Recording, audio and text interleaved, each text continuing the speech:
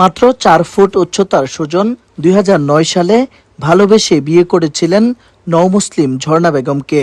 অভাব ছিল, কষ্ট ছিল, তবু ভালোবাসা আর পরিশ্রমে সুখে দুঃখে কেটে গেছে প্রায় 1.5 যুগ। খাগড়াছড়ির মানিকছড়ি উপজেলার গচ্ছাবিল আশ্রয় কেন্দ্রের এই ছোট্ট ঘরটি মোহাম্মদ সুজনের পুরো পৃথিবী। স্ত্রী ঝর্ণা বেগম আর 4 সন্তানকে নিয়ে এখানেই তার সংসার। কিন্তু বছরখানেক আগে হঠাৎ করেই বদলে যায় সুজনের জীবন। শরীরে দেখা দেয় জটিল অসুস্থতা। বিভিন্ন পরীক্ষা নিরীক্ষার পর জানা যায় তার মেরুদণ্ডের প্রায় 80% ক্ষয় হয়ে গেছে। এরপর থেকেই কর্মহীন সুজন। একদিকে নিজের চিকিৎসা, অন্যদিকে স্ত্রী আর 4 সন্তানের খাবার, সব মিলিয়ে মানবেতর জীবন কাটছে পরিবারটির। এখন ভাইয়া আমি তো গরিব মানুষ, আমি নবমুসলিম হয়েছি, আমার 4 জন ছেলে মেয়ে, আমার একটা ছোট্ট বাচ্চা আছে, 1 বছর বয়স বাচ্চার। আমি এই মেয়েকে নিয়ে আমি কোনো জায়গায় কোনো কাজ কাম করতে পারি না ভাইয়া। হয়তো আমি মানুষের কাছে খুঁজি খাজি আনি, আমার স্বামীর ওষুধ খরচ, আমার বাচ্চার লেখাপড়া, খানা খরচ, আমি এগুলা করে চলি ভাইয়া। অনেক সময় দেখা যাচ্ছে আমার স্বামীর যদি ওষুধ হয় তাহলে আমার বাচ্চাগুলোর লেখাপড়া হয় না, খানা খরচও হয় না। এখন যদি ভাইয়া আপনাদের যদি একটু সাহায্য, যদি আপনাকে যদি দয়া হয় তাহলে আমার একটু সাহায্য করবেন আমার স্বামীর দিকে চেয়ে। 4 সন্তানের মুখের দিকে তাকিয়ে আজও বেঁচে থাকার স্বপ্ন দেখেন সুজন।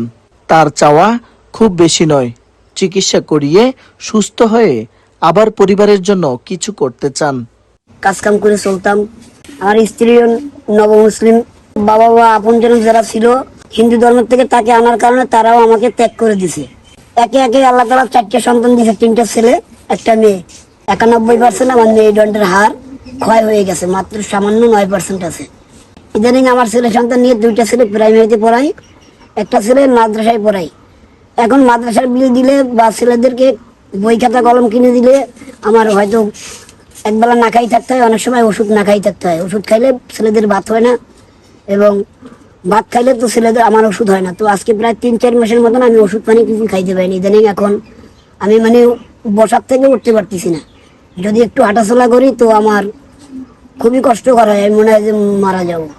যদি আপনাদের কাছে দয়া হয় আমার দিকে, তো আপনারা যদি পারেন কিছু সাহায্য দিলে হয়তো আমি আমার চিকিৎসা চালাইতে পারবো, ছেলে সন্তানদেরকে নিয়ে আমি তো 2টা ভাত খেতে পারবো। সুজনের এই আকুতি কি পৌঁছাবে সমাজের হৃদয়বান মানুষের কাছে? নুন আনতে যেখানে ফান্তা পোড়ায়, সেখানে চিকিৎসা খরচ যোগানো বিলাসিতা। স্ত্রী ও শিশু 4 সন্তান নিয়ে মানবেতর জীবনযাপন করছেন সুজন মিয়া। চেয়ে আছেন সমাজের মানবিক, বিত্তশালী ও দানবীরদের দিকে। খাগড়াছড়ির মানিকছড়ি উপজেলার গচ্ছাবিল এলাকা থেকে মোহাম্মদ রবিউল হোসেন, বৈশাখী সংবাদ।